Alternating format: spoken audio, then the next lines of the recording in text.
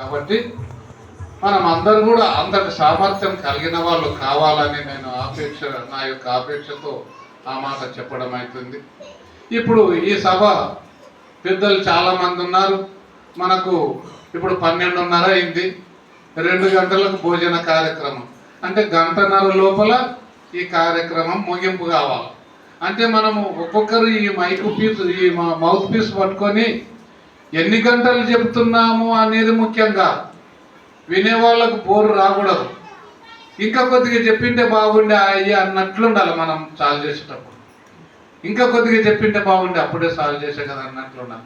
అంటే ఎంత తక్కువ సమయంలో ఎంత అమూల్యమైన సందేశం మనం అందించినాము అనేది మిగిలాల. ఎంతసేపు అన్నట్లు ఉండకూడదు. అంటే ఇంకా చెప్పింటే బాగుండే అప్పుడే సాల్వ్ చేసింది అన్నట్లు ఉండాలి.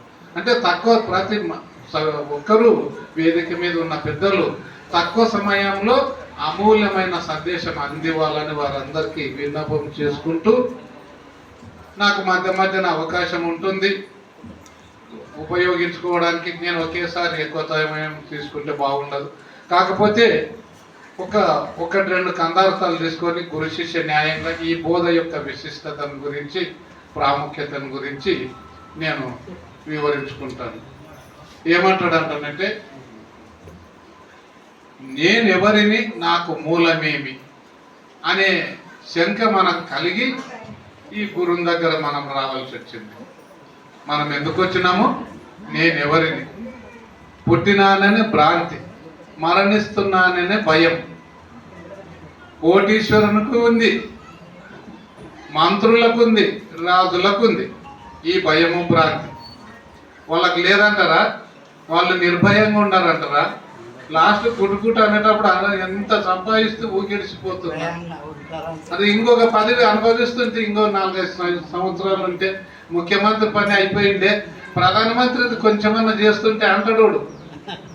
అందుకొరకే సాయిదాస్ స్వామి మేలుయ్యన 1000 అడుగా రాలేదు, 1000 లక్షలు కోట్లు కలిగిన కొదువది రాదు, కలిమిలేములు కాలగతిగా కలిగిపోవచ్చునుండు మీ కృప. అవి వస్తాయి పోతాయి స్వామి, ఇది ఉండదు దాన్ని అనుభవించడానికి. కలిగిపోవచ్చునుండు మీ కృప, కలిగి కలకాలంబు తరుగని ఫలము కలిగేటి మేలు కొరకై నాకు మీ కృప కావాలి స్వామి. ఎప్పుడు తరగని ధనము, తరగని సుఖము, తరగని సంతోషము, అటువంటి కృప కోసం మీ దగ్గర వచ్చినాను స్వామి అంటాడు సాయిదాస్ స్వామి. ఎందుకు వచ్చినాను మీ దగ్గర? ఆ కృప కోసం. నేనంటే ఎవరునో తెలియదు స్వామి, నేను మేనని అనుచునున్నాను. నేనంటే ఈ మేనే అనుకునేంటి స్వామి. నేను మేనని అనుచునున్నాను, నేననక మొదలి నేను మేనులనేమి తెలియాను. నేనంటే ఏమో తెలియదు, ఈ మేనంటే ఏమో తెలియదు. నేను మేనుల మర్మమిసుమంతైన తెలియక ఇచ్చట మేము గాని ఆయన ఇది పోయింది. నేను మేనని అనుచునున్నాను, నేననక మొదలి నేను మేనులనేమి తెలియాను. మేను శాశ్వతముండబోది, మేను నన్ను నాయునికి దోచదు. నేను మేనుల మర్మమిసుమంతైన తెలియక ఇచట మేము గని ఆశ్రయించి తినయ్య గురురాయ అని. అటువంటి యొక్క ఈ నేను మేనుల యొక్క ఉనికి ఏమిటిది? ఇది ఎక్కడి నుంచి వస్తుంది? మరి ఈ శరీరం గతించిన తర్వాత దీని పరిస్థితి ఏమి, ఎక్కడుంటుంది, దీని సంగతి అంటాడు. అంటే దీనికి మన కృష్ణ ప్రభువులు ఎటువంటి ఆపేక్ష ఉండాలా, ఎవరికి దీనికి అర్హులు అని ఒక కందార్థంలో తెలియజెప్తాడు. ఏమని? ఆ యొక్క నేనుని హృదయ గ్రంథితో పోల్చిండు. నేనుని హృదయ గ్రంథితో పోల్చిండు. ఆ హృదయ గ్రంథిని విడిపించే సత్తా ఉన్నవాడే గురుడు. ఆ హృదయ గ్రంథిని విడిపించే సత్తా కలిగి తాను ఆచరణ యోగ్యుడై ఉన్నప్పుడే అటువంటి గురుడే గురుడు అంటాడు. అటువంటి హృదయ గ్రంథిని గురుమూర్తికి చతుర్విధ శుశ్రూషలు చేసి ఆ హృదయ గ్రంథిని విడిపించుకున్నవాడే శిష్యుడు. ఊకే నామకే వాస్తే నేను గురువుని నేను శిష్యుని అన్నంత మాత్రాన అక్కడ న్యాయం కుదరదు అంటాడు. సారవంతమైన భూమి కావాలంటాడు. అంటే మంచి సర్వసమర్థుడైన గురుడు కావాలి. అంటే తాను ముందు అటువంటి స్థితిని, ఆరుడత స్థితిని గట్టిగా తన గురుమూర్తితో అందుకొని అటువంటి లక్షణయుతుడై ఉండి తాను ఆచరణ యోగ్యుడై ఉండి అటువంటి గురుడే గురుడు అంటాడు.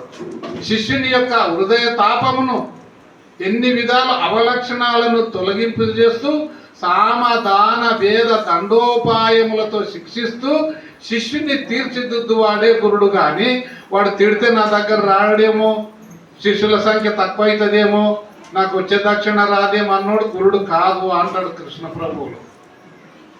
చక్కబెట్టినోడే, అటువంటి హృదయ తాపంను విడిపించిన వాడే గురుడు అంటాడు. మరి అటువంటి హృదయ గ్రంథి విడుటకై సదయితై బోధ తెల్ప జనదా గురుడై వదలక, అంటే గురుడు ఆ హృదయ గ్రంథిని విడిపించేవాడే గురుడు అంటాడు. మరి శిష్యుడు వదలక చిత్తములో గురు పదయుగలము తలుపబలదే భక్తుడైన పూడు భ్రాంతి రహిత సక్తుడైన పూడు. ఇక్కడ ఈ లక్ష్యం ఉండాలంటాడు, అక్కడ ఆ లక్ష్యం ఉండాలంటాడు. గురుడు సమర్థుడు దొరికినాడు, కానీ శిష్యుడు సమర్థుడు కాలేదంటే కూడా ఆడ ఫలితం కాదు అంటాడు. ఏదో మంచి మార్గంలో బోధనలే నలుగురు మా బంధువులందరూ ఉండరు, మేము దాంట్లో ఉంటే అయిపోతుంది కదా అని నేను జనులందరూ గురుబోధను గనిరాజనులందు నేను గలియకయున్నాను నన్ను మన్నింతుల వారని మనసున తలపోస్తే బోధ మర్మ మప్పున